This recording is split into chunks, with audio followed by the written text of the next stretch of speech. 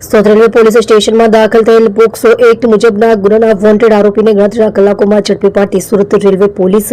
તથા LCB Surat police મહાનિર્દેશક Shri CI crime and railway goods Gujarat રાજ્ય ગાંધીનગર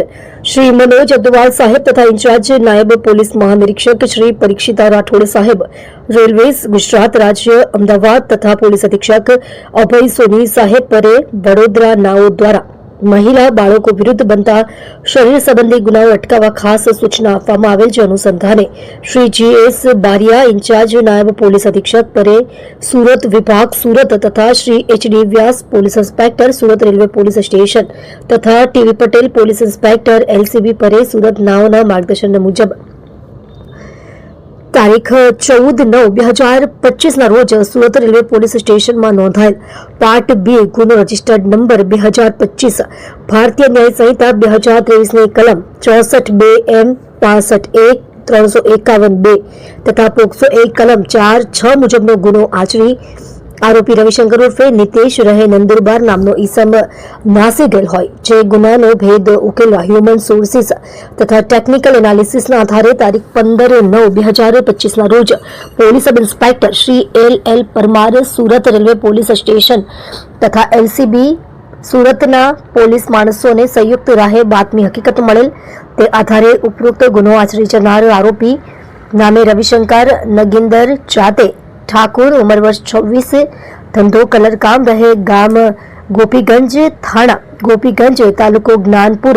जिल्लो भदोही वाला ने झड़पी पाड़ी तेनी विरुद्ध कायदेसરની કાર્યવાહી કરવામાં આવેલ છે। पकड़ा गया है क्या पूरा मामला वो 14/9/2025 को एक नाबालिग लड़की जो सोनगढ़ व्यारा की थी,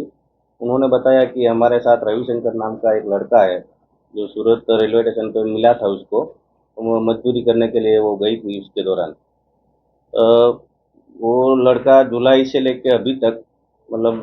14/9/2025 तक जो रेलवे प्लेटफॉर्म है उसके पास पोस्ट ऑफिस के आसपास एक अवावरू जगह जिसको बोलते हैं, वहाँ ले जाके वो डेली या तो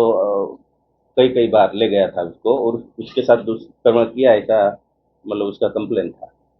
तो हमारे जो सूरत पुलिस है जीआरपी, उन्होंने एक फरियाद लिया है। बाद में उसका इन्वेस्टिगेशन करते हुए पूछपरछ करते हुए उसका नाम रविशंकर था और उनका मोबाइल नंबर के आधार पे हमारी टीम ने उसको पकड़ लिया है। सर आरोपी क्या करते हैं, आरोपी को कहाँ से पकड़ने में आया? तो उसका वैसे फरियादी के कहने के मुताबिक वो नंदुरबार का बताया हुआ है। तो हमारी टेक्निकल सर्वेलेंस टीम और हमारी पुलिस का जो इन्फॉर्मर होते हैं उनके द्वारा उसको पकड़ा गया है।